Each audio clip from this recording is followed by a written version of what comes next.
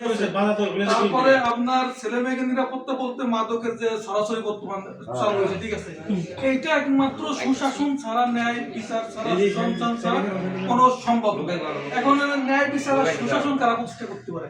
আপনারা 1 বছর যে শেখ হাসিনা যেখানে বিতাড়িত হয়েছে সেখানে তো আমরা দেখছি না, সেখানে আমরা কিন্তু বড় অনুষ্ঠান করছিলাম, যারা কিছু জন্য বড় অনুষ্ঠান করছিলাম যে একদম ফেসিস্ট সাথে অন্যায় অত্যাচার আর অবিচার করছে দেশের মানুষের উপর, আলেমদের উপর, সমাজের উপর, সবকিছুর উপর।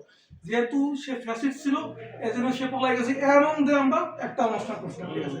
আর এখন এই 1 বছরে আমরা যেটা দেখছি বিএনপি একইভাবে একই অবস্থা করতেছে। সেজন্য আমরা জামাত যেহেতু 1 বছরে কোনো ক্রাইম তারা করে নেয়, অত তাদের জনপ্রিয়তা বাড়ছে, ইনসাফের সবকিছু।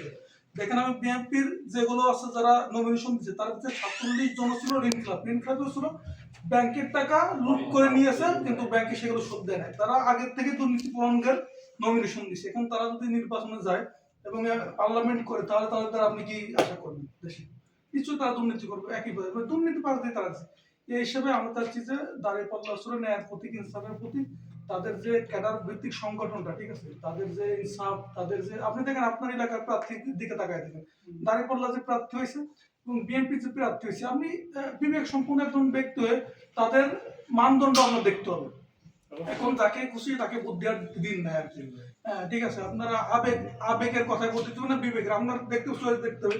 এই প্রার্থীরা রয়েছে আমাদের পক্ষে, এটি বিএনপির পক্ষে কে ভাবে, কে দুর্নীতি করতেছে না, কার দ্বারা আমাদের সমাজ উন্নত হবে, মাদক মুক্ত হবে, সবকিছু মুক্ত হবে, আপনি তারে বিবেচনা করে ভোট দিতে হবে। আপনার যে দানের শীষে ভোট দিতে হবে এর করুন আপনি, ঠিক আছে, আপনি ওইখানে যদি ধানের শীষের জামাতের লোক আছে, ধানের শীষ প্রার্থী যদি ভালো হয়, ন্যায় প্রণয়নের সুযোগ আপনি তারে ভোট দেন, আমার দরকার ছিল ন্যায় প্রণয়ন শাসন, সে যে দলের হোক, জামাতের হোক, লাঙ্গলের হোক, যে দলের হোক। তো এখন আমাদের সবকিছু যে আমরা তো ইউটিউব অলরেডি দেখতেছি, ফেসবুক, ইউটিউব সবকিছু দেখতেছি, আপনাদের মতামত কি এখন বলেন? আপনারা কারা এগিয়ে আছে এই জন্য কি আমরা তাদের পক্ষে তো করা উচিত না, ঠিক আছে। এখনো চলো সমস্ত কিছু খরচ ছাইরে মানে আমাদের বেরিয়ে আসতে হবে। হয়তো বা বাপ দাদারা, আমাদের বাপ মা যারা আছে গোষ্ঠী গোষ্ঠী আগে বিএনপি করছে, ঠিক আছে, সমস্যা। আগের বিএনপি এই বিএনপি তো অনেক ডিফারেন্স হয়ে গেছে, ঠিক আছে। এখন আমাদের ওই খরচ থেকে বাইরে আসতে হবে, ঠিক আছে।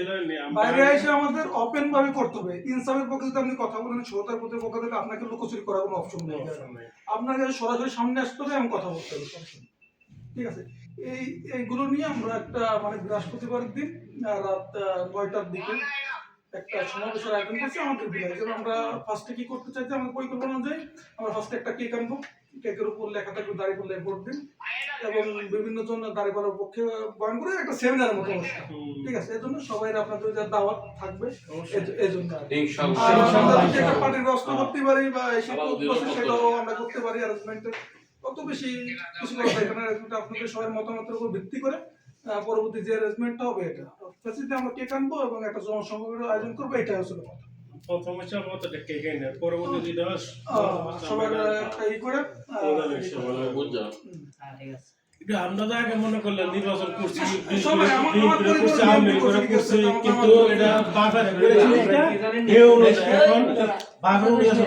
এটা বিবেচনা করতে হবে কোন দলটা ভালো